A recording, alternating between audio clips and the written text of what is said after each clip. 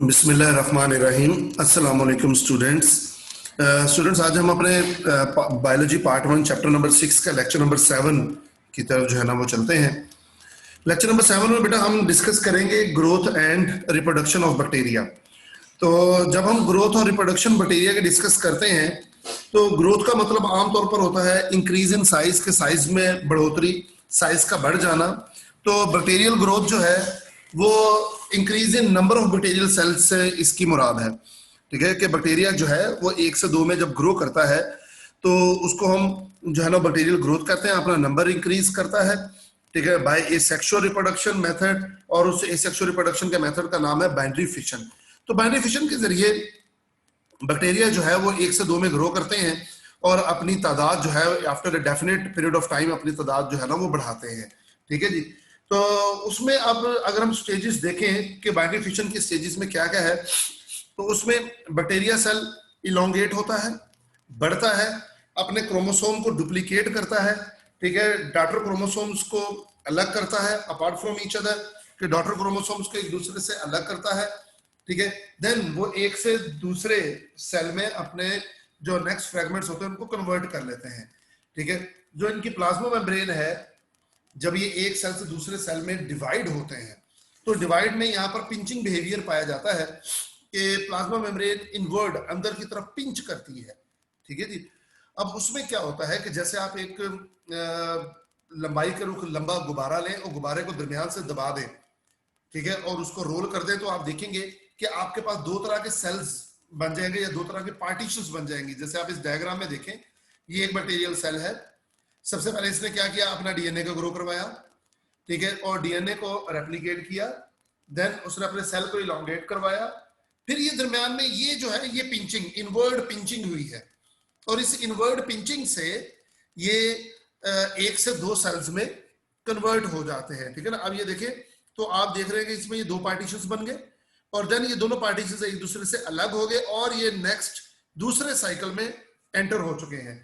इस पूरे जो है ना वो काम के लिए इनको अराउंड 20 मिनट्स जो है वो दरकार होते हैं, और ये कोई टिपिकल माइटोसिस का प्रोसेस नहीं है। ठीक है ना, ये डिवीजन प्रोसेस है जरूर, लेकिन ये माइटोसिस नहीं है, इसलिए इसको ए माइटोसिस का नाम भी दिया जाता है। तो नेक्स्ट अगर हम इसमें डिस्कस करते हैं,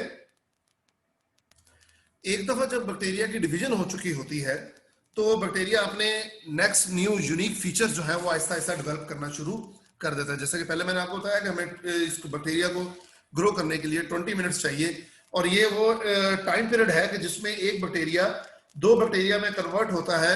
तो इसको जनरेशन टाइम कहते हैं, कि एक डिवीजन से दूसरी डिवीजन तक का जो गैप होता है that is known age generation time. ये बहुत अच्छा एमसीक्यू भी है और शॉर्ट क्वेश्चन भी है बेटा। तो ग्रोथ की फेजेस डिस्कस करते हैं, तो 4 डिस्टिंक्ट फेजेस हैं जी इसकी बैक्टीरियल ग्रोथ की। तो उसमें नंबर 1 है हमारे पास लैग फेज। ये ऐसी फेज है जिसमें ग्रोथ नहीं हो रही होती, लेकिन ये बड़ी इंपॉर्टेंट फेज है। ठीक है, जैसे कि आप सेल डिवीजन में अक्सर देखते हैं ना, तो उसमें रेस्टिंग फेज का नाम लिया जाता है। तो रेस्टिंग फेज को ये समझा जाता है कि ये वो फेज है कि जिसके अंदर जो है ना वो बैक्टीरियल की कोई ग्रोथ ही नहीं हो रही होती। ठीक है ना, बज़ाहिर नजर यही आता है कि बैक्टीरिया की इसमें ग्रोथ नहीं हो रही, लेकिन बेटा इसमें बैक्टीरिया अपने आप को प्रिपेयर कर रहा होता है फॉर डिवीजन, क्योंकि अगर ये वाली फेज ना हुई तो नेक्स्ट जो तीनों फेजेस है वो परफॉर्म ही नहीं होनी। ठीक है जी। तो दूसरे नंबर पे फेज जो है बेटा वो हमारे पास है लॉग फेज। लॉग फेज जो है ये रैपिड ग्रोथ की फेज है, कि इसमें लैग फेज में जो उसने सारी प्रिपरेशन की होती है उसकी वजह से लॉग फेज में ये बड़ी तेजी के साथ ग्रो करता है, और ग्रो के साथ साथ जैसे मैंने पहले आपको बताया इसके ग्रोथ का मतलब ये होता है कि ये अपना नंबर इंक्रीज कर रहा है। तो ये डिवाइड एक्सपोनेंशियल रेट यानी कि मल्टीप्लीकेशन की रेट पर ये डिवाइड हो रहा होता है। ठीक है, तो बहुत तेजी के साथ ये लॉग फेज आमतौर पे याद रखने के लिए हम ये कहते हैं कि ये वो फेज है जिसमें बैक्टीरिया बहुत ज्यादा स्पीडीली 1 से 2 में, 2 से 4 में, 4 से 8 में डिवाइड कर रहा होता है। ठीक है जी। इसके बाद स्टेशनरी फेज आप देखते हैं कि एक खास मीडियम के अंदर बैक्टीरिया को ग्रो करवाया जाता है। तो उस मीडियम में जो फूड है वो भी तो एक लिमिटेड अमाउंट है ना फूड की। तो आहिस्ता आहिस्ता फूड, जब बैक्टीरिया ग्रो कर रहा है फूड कम हो रहा है, बैक्टीरिया की तादाद बढ़ रही है लेकिन फूड की तादाद कम हो रही है क्योंकि वो खा रहे हैं फूड। तो एक वक्त ऐसा आएगा कि अब एक मुनासिब फूड रह चुकी है, यानी कि अब जितने बैक्टीरिया बन रहे हैं, नए पैदा हो रहे हैं, और जितने बैक्टीरिया जिनको खुराक नहीं मिल रही वो मर भी रहे हैं। ठीक है जी। लॉग फेज में ये था कि पैदा ज्यादा हो रहे थे, मर तो रहे नहीं क्योंकि फूड बहुत ज्यादा थी। स्टेशनरी फेज में ऐसा होता है कि ये ऐसी फेज है जिसमें डेथ रेट बैक्टीरिया की रिप्रोडक्शन या मल्टीप्लिकेशन रेट के बराबर हो जाती है। ठीक है। ऐसा क्यों होता है? ऐसा इसलिए हो रहा है कि अब फूड जो है वो तकरीबन हाफ अमाउंट में रह गई है, या एक जो है ना मुनासिब अमाउंट में फूड रह गई है कि अब ना सिर्फ वो पैदा हो रहे हैं लेकिन मर भी रहे हैं, जिससे नेट बैलेंस उनका जो है ना वो जीरो होता है। मतलब जितने पैदा हो रहे हैं उतने ही मर भी रहे हैं। तो इसलिए आपको ऐसा लग रहा होता है कि अब नया कोई पैदा ही नहीं हो रहा। क्यों? क्योंकि अगर 100 नए पैदा हुए हैं, 100 मर गए हैं, तो इसका मतलब दांत तो उतनी ही रही ना। इसलिए उसको स्टेशनरी फेज कहते हैं। नेक्स्ट है जी हमारे पास डेथ एंड डिक्लाइन फेज। ये लॉग फेज का ऑपोजिट है। ठीक है ना। तो ये लॉग फेज का ऑपोजिट। लॉग फेज में हमने कहा था रैपिड ग्रोथ होती है, तेजी से ग्रो करते हैं, तेजी से नए बनते हैं। डेथ और डिक्लाइन फेज के अंदर क्या है कि इसमें ये अब लॉग फेज में बन रहे थे, इसमें मरेंगे ज्यादा क्योंकि अब सर्वाइवल ऑफ द फिटेस्ट है। इसमें मरेंगे ज्यादा क्योंकि फूड कम रह गई है, तो इसमें डेथ रेट ज्यादा होगी रेदर देन रिप्रोडक्शन रेट। ठीक है जी। इसके बाद वो कहते हैं कि बैक्टीरिया में कोई टिपिकल सेक्सुअल रिप्रोडक्शन का प्रोसेस परफॉर्म नहीं होता। सेक्सुअल रिप्रोडक्शन का प्रोसेस परफॉर्म नहीं होता, लेकिन एक सेक्सुअल रिप्रोडक्शन का जैसा प्रोसेस जरूर परफॉर्म होता है।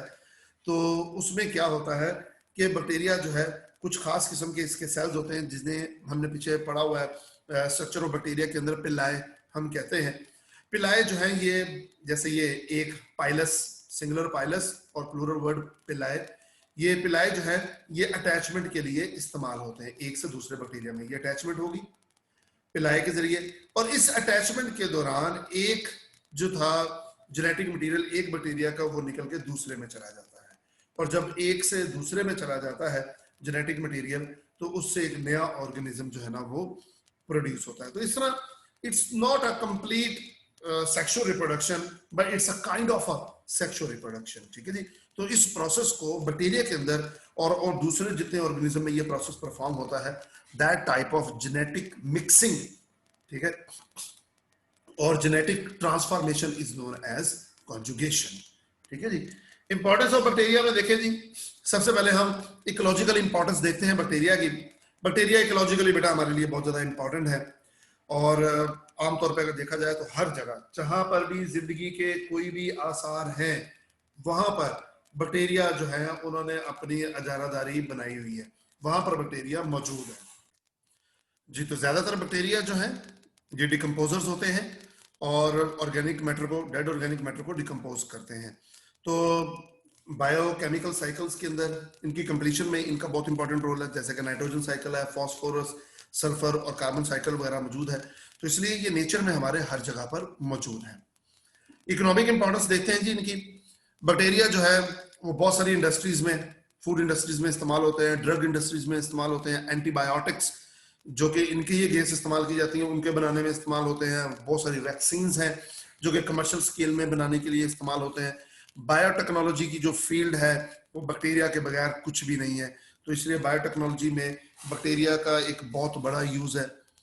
और फिर वो कहते हैं जी कि कुछ यूजफुल बैक्टीरिया है जो हमारे इवन के ह्यूमंस के डाइजेस्टिव सिस्टम के अंदर पाए जाते हैं, कैटल्स के डाइजेस्टिव सिस्टम में पाए जाते हैं जो हर्बीवोर्स होते हैं।